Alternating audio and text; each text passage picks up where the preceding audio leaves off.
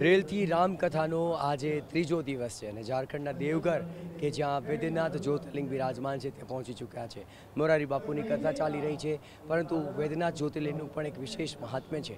12 જ્યોતિર્લિંગમાં તે 9મું સ્થાન ધરાવે છે અને ખાસ કરીને અધિક માસ અને શ્રાવણ માસની અંદર જે કાવડિયાઓ છે તે અહીં અભિષેક કરવા માટે મોટી સંખ્યામાં પહોંચતા હોય છે. અહીં રામકથાના તમામ શ્રાવકો પણ અહીં પહોંચ્યા, વૈદ્યનાથ જ્યોતિર્લિંગના દર્શન કર્યા, મોરારી બાપુની કથા સાંભળી રહ્યા છે. સૌથી મહત્વની બાબત એ છે કે અહીં આ જ્યોતિર્લિંગના સાથોસાથ રાવણની કથા પણ જોડાયેલી છે કે રાવણ શિવજીને પ્રસન્ન કરે છે, 10 માથા અર્પણ કરી દે છે અને પોતાની સાથે શિવલિંગ સ્વરૂપે શ્રીલંકા લઈ જવા માંગતા હોય છે, પરંતુ આખરે તે કામ નથી લાગતું અને અહીં દેવઘરમાં જ જ્યોતિર્લિંગ સ્વરૂપે શિવલિંગ બિરાજિત થાય છે. અને ત્યારથી જ સૌ કોઈની મનોકામના પૂર્ણ કરવા માટે અહીં જે વૈદ્યનાથ જ્યોતિર્લિંગ છે તે બિરાજમાન છે અને કહેવાય છે કે માનતાનો ધાગો માનીને લોકો પોતાની મનોકામના પણ પૂર્ણ કરતા હોય છે. તો વૈદ્યનાથ જ્યોતિર્લિંગના દર્શન તો અમે આપને કરાવશું જ, પણ સાથોસાથ રામકથાની અંદર આવેલા તમામ જે લોકો છે તેની સાથે પણ વાતચીત કરીને જણાવીશું કે આખરે કેટલી અદ્ભુત છે આ રામકથા અને કેટલા અદ્ભુત છે વૈદ્યનાથ જ્યોતિર્લિંગના દર્શન. 12 જ્યોતિર્લિંગની કથાની અંદર આજે ત્રીજું જ્યોતિર્લિંગ એટલે કે વૈદ્યનાથ જ્યોતિર્લિંગના દર્શને આપણે આવ્યા છે અને આજની કથામાં પણ અનેક શ્રોતાગણો આવી ગયા છે. 12 જ્યોતિર્લિંગમાં 9મું સ્થાન ધરાવે છે વૈદ્યનાથ જ્યોતિર્લિંગ અને જ્યોતિર્લિંગના દર્શન અને સાથોસાથ મોરારી બાપુની કથા. આપણી સાથે ઘણા લોકો જોડાયા. દાદા, આપ ક્યાંથી આવો છો? ભુજ, કચ્છ.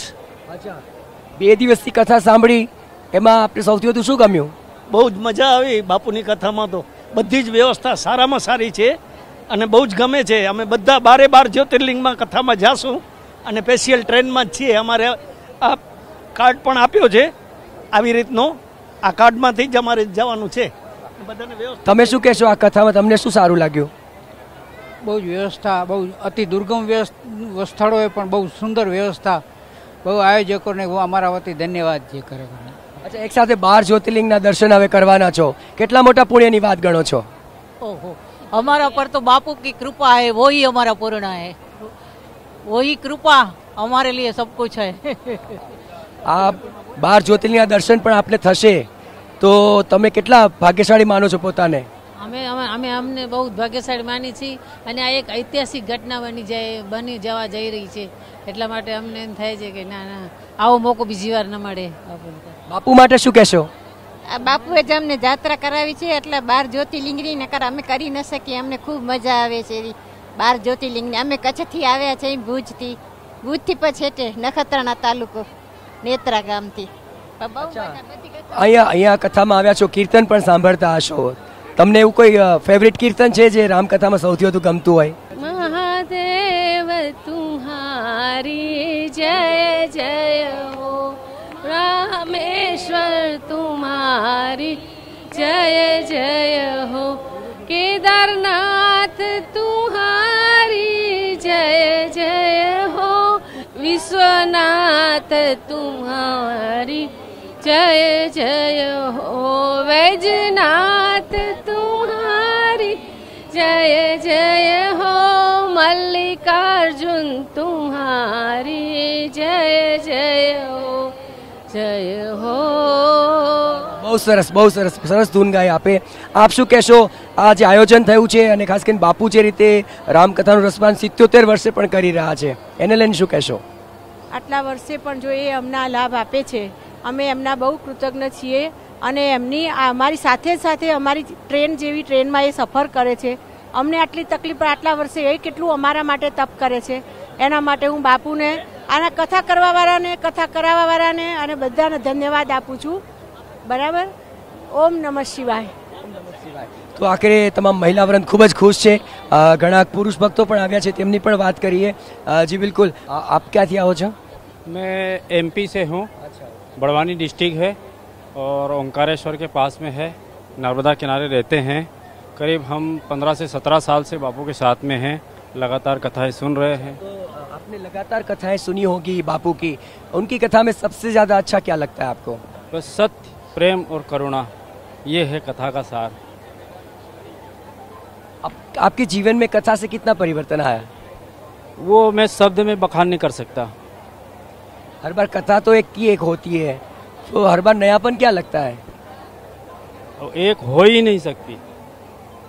अलग क्या? सब जो अपन कभी सोचा नहीं था वो मिलता है। તો આખરે કથા ભલે એક જ હોય પરંતુ આ કથાની અંદર તમામ રીતે જોવા જઈએ તો આખરે આપ ક્યાં કહેના ચાહેંગે, બોલીએ. મારે એ વસ્તુ કહેવી છે કે અમે 25 વર્ષ પહેલાં અમારા મિત્રો નક્કી કર્યું હતું કે 12 જ્યોતિર્લિંગના દર્શન કરવા, 3 મિત્રોમાંથી. એક મિત્ર તો અત્યારે રહ્યો નથી અમારી વચ્ચેથી, પણ એ વચન હતું એ આજે પૂર્ણ થાય છે. 12 જ્યોતિર્લિંગ થાય છે. કેદારનાથ મેં કરેલું હતું પણ બાકીના 11 જ્યોતિર્લિંગની મારી ઈચ્છા પૂર્ણ, 25 વર્ષ જૂની મારી ઈચ્છા પૂર્ણ થાય છે. બમ બોલે. તો બમ બોલેનો જે નાદ છે તે આખરે ગુંજી રહ્યો છે અને વેદનાથની અંદર જ્યારે પણ આપ આવો ત્યારે બમ બોલેનો નાદ જોરથી લોકો ગુંજારિત કરતા હોય છે કે જેથી તેમને મહાદેવની કૃપા મળે. તો બધા એક સાથે બોલો, બમ બોલે, બમ બોલે, બમ બોલે, બમ બોલે. કહેવાય છે કે જ્યારે કથા આપણે સાંભળીએ તો એ આપણા જીવનમાં કથા કેટલી ઉતરે છે એ વધુ મહત્ત્વની છે. તો કેટલી કથા જીવનમાં ઉતરી તેની વાત કરીશું. તમારું નામ શું અને કયો એવો પ્રસંગ છે જે આપને દિલથી સૌથી નજીક છે? મારું નામ તેજસ રમેશભાઈ ઠક્કર, નડિયાદ. બાપુ તો બાપુ જ છે અને બાપુએ બહુ મોજ કરાવી છે, પણ જીવન કેમ જીવવું એ બાપુએ શીખવાડ્યું છે. પહેલું જ એ તો હું કહું કે બાપુએ જે ધર્મ છે, આપણો ધર્મ, સ્વધર્મ શું છે એ બાપુએ સમજાવ્યું છે કે તમે ધર્મ છે એ રીતે બિઝનેસ હોય, મંદિર હોય, કોઈ બી જગ્યાએ ધર્મ ક્યાં છે અને કેવી રીતે ધર્મને કરવાનું છે એ આપણે બાપુએ, એટલે મેન કે બાપુએ બેઝ બનાવ્યો છે, પાયો બનાવી દીધું છે, ધર્મનો પાયો બનાવ્યો છે. આપ શું કહો છો? હું નટવર કણજરિયા અને બાપુમાં બડે ભાગ માનુષતનું પાવા, સુર દુર્લભ સદ ગ્રંથની ગાવા, પાઈ ન જઈ પરલોક સવારા. એ જે પરલોક સવારા બાપુની જે વડોદરામાં 500મી કથા થઈ તો મેં મારા જીવનમાં એ ઉતાર્યું છે. બાપુએ એક પ્રસંગ કીધેલો કે બીજાનું તમે સુખ કરો તો તમને સાધન ધામ મોક્ષ કર દ્વારા, એ જ મોક્ષ છે. ઉપર જઈને મોક્ષ મળે એની ખબર નથી, પરંતુ કોઈ વિધવાબાઈના દીકરાને તમે પરણાવી દો, કોઈ વિધવાબાઈની દીકરીને તમે લગ્ન કરી દો, કોઈ બાળકને તમે ભણાવી દો, તો આ છે બાપુની જે કથા તો છે જ, પણ એની સાથે સાથે આજે 12 જ્યોતિર્લિંગનો લાવો લોકોને મળ્યો છે. એના માટે બહુ ઉત્તમ કામ કર્યું છે યજમાન લોકોએ. આવા નવા આશીર્વાદ બાપુના ઉતરી રહે યજમાન ઉપર. આપ કયો પ્રસંગ કહેશો? વનરાજસિંહ ચૌહાણ, વડોદરાથી. આજે કથાનું આયોજન થયું છે, ભૂતકાળમાં નહોતું થયું આવું કોઈ આયોજન અને કદાચ ભવિષ્યમાં પણ નહીં થાય એવું, ન ભૂતો ન ભવિષ્યથી એવું કથાનું 12 જ્યોતિર્લિંગનું આયોજન થયેલું છે. દાદાજી આપ બોलिए, कहाँ से आए हैं और क्या बातें करेंगे? ओम प्रकाश शर्मा, जयपुर डिग्गी मालपुरा राजस्थान से हूँ और राम कथा में ज्योतिर्लिंग में आया हूँ और ये इस कथा से मैं 20 साल से जुड़ा हूँ और मेरा परिवार और मेरा रहन सहन, मेरे जीवन और मेरा पूरी जो परिवार है लंबा 70-80 आदमी का, उसमें इतना सुधार हुआ है कि इस राम कथा से हम लोग बहुत परस्पर प्रेम, सत्य और करुणा ये सब करते हैं और जितना हमसे बन पड़ता है हम हमारे हाथ से निकालते हैं. અમે બધા ખૂબ આભારી છીએ. આવીને આવી યાત્રા કરાવતા રહેજો ને ભગવાનનું નામ દેવડાવતા રહેજો. જય સિયારામ. जय सियाराम. राजीव नयन धरे धनु सहायक, भगति विपत्ति भंजन सुखदायक. मैं मानस आचार्य मध्य प्रदेश का रहवासी हूँ. पिछले 20 सालों से बापू से जुड़ा हुआ हूँ, 2004 से सुन रहा हूँ. बापू त्रिसत्य का अपने सभी प्रवचनों में उद्बोधन करते हैं, सत्य प्रेम करुणा. उन्हें अपने जीवन में उतार कर हम अपने जीवन में के सभी क्षेत्रों में अद्भुत परिवर्तन कर सकते हैं. जी आप शू कहशो? मैं चंडीगढ़ से हूँ, सरला विरमानी. मैं 32 साल से बापू की कथा सुन रही हूँ. जो पाया है बापू से पाया है, हमने और कुछ नहीं देखा. બાપુએ ખૂબ મોજ કરાવી છે. જિંદગીમાં આવો 12 જ્યોતિર્લિંગનો લાભો પહેલી વાર મળ્યો અને મળવાનો બધાને બહુ આનંદ આવે છે. બાપુનો આભાર કેવી રીતે કરશો? બાપાનો તો કેવી રીતે આંસુ દ્વારા અભિષેક થઈ જાય બાપા ઉપર અને બાપુનો તો આંસુ દ્વારા આમ ચરણાવંત થઈ જાય, એટલો બધો આમ હરખ થઈ જાય છે કે આટલો લાવો આપો જિંદગીમાં પહેલી વાર મળ્યો અને બાપુનો ખૂબ ખૂબ આભાર, ખૂબ ખૂબ જય સિયારામ. હા બોલો. હવે અમારો પ્રસંગ આ તાજો પ્રસંગ બન્યો છે. અમે અમારા બાપુ મોરારી બાપુની ગુરુ કથામાં અમે જ્યારે ટ્રેન પર આવ્યા તો અમારી ટ્રેન સાઈડ પર કરી દીધી હતી આવવાની તે ને અમારો ટાઈમ ઉપડવાનો થઈ ગયો હતો. અમે ટ્રેન ચૂકી ગયા ચિત્રકૂટ ને અમે ગુરુને પ્રાર્થના કરી ને અમે છે તો પાછા આવી ગયા સ્ટેશન પર ને અમે બાપુની કૈલાશ ટ્રેનમાં 5 જ મિનિટ ઉપડવાની ને કોઈ પોસિબલ જ નહોતો ને અમારી ઉપર ગુરુની કૃપા થઈ. તો અમારા ગુરુની કૃપા એટલી સરસ થઈ કે અમને ચાલુ ટ્રેને લીધો. એક ગુરુ તારો પાર ન પાયો. महादेव जब कहते हैं ओई सोई जो राम रची राखा, इस चौपाई के आधार हम बैठ गए थे ट्रेन में. તમારા નસીબમાં હશે. દાદી જેવા લાગો છો. સિયારામ. બાપુના ચરણોમાં કોટી કોટી વંદન. આ કથાનું કે બાપુનું કોઈ એવા અમારા શબ્દો જેવા કોઈ અમે કઈ રીતે બોલીએ, અમારા પાસે કોઈ એવા શબ્દો નથી. અને કથામાં કંઈક સરગ ઉપર છે એવું નથી. અમને તો અહીંયા લાગે કે બાપુના ચરણોમાં સરગ છે. બસ બીજું અમે કાંઈ કહેવા માંગતા નથી.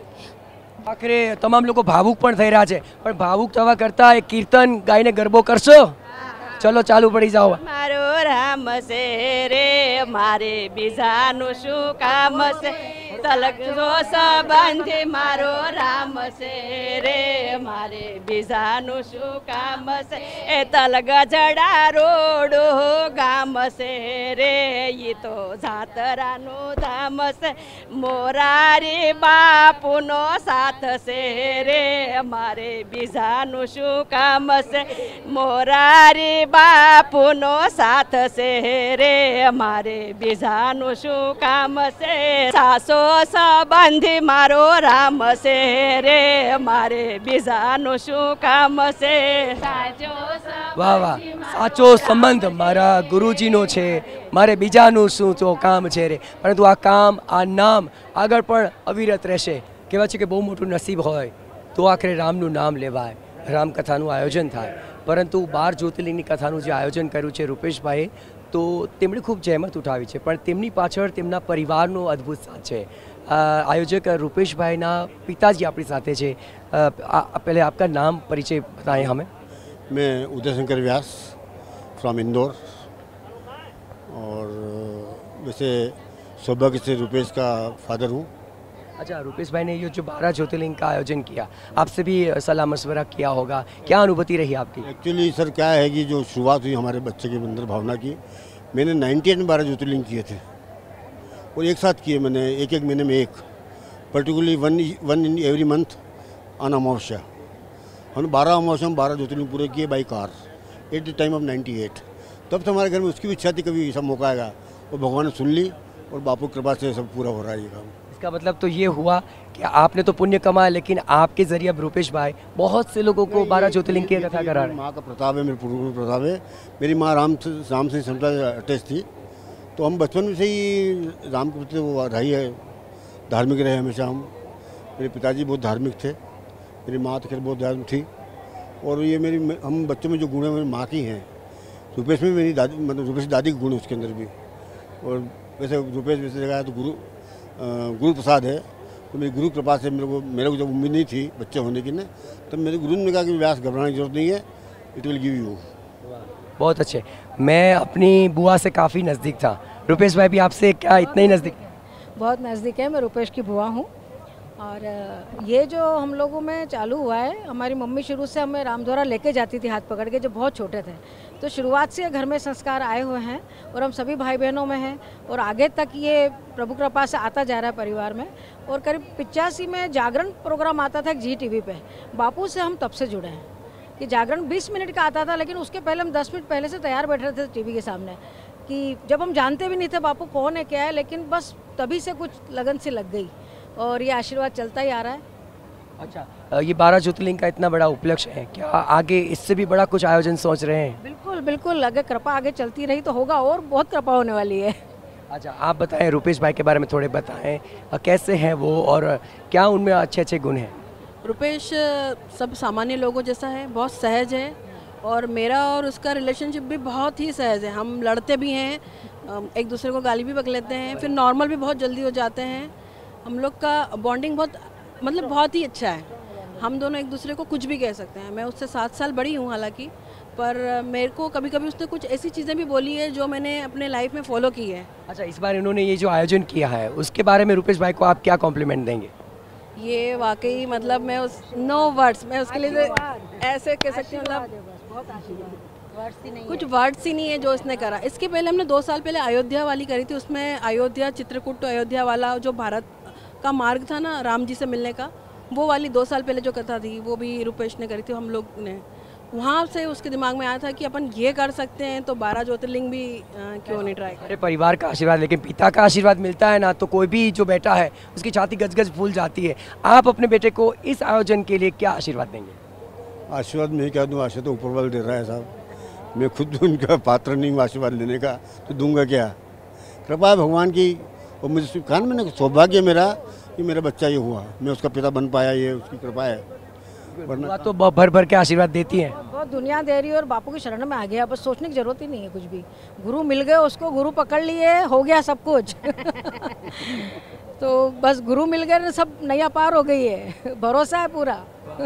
તો આખરે નૈયા પાર થઈ ચૂકી છે, ગુરુ મળ્યા તો મારી નૈયા પાર થઈ ગઈ અને મેં જો રામકથાનું આયોજન કર્યું તો મને મારા પરિવારનો સાથ પ્રેમ પણ મળી ગયો અને રૂપેશભાઈ માટે આ જ વાત એટલી સાચી સાબિત થઈ રહી છે અને આગામી દિવસોની અંદર પણ હજુ 12 જ્યોતિર્લિંગની અંદર જે પણ શ્રોતાઓ આ સાંભળી રહ્યા છે તમામ તેમને દુઆ આપી રહ્યા છે। કેમેરા પર્સન દીપક સેન સાથે જયેશ પારકર, TV9 વેદનાથ।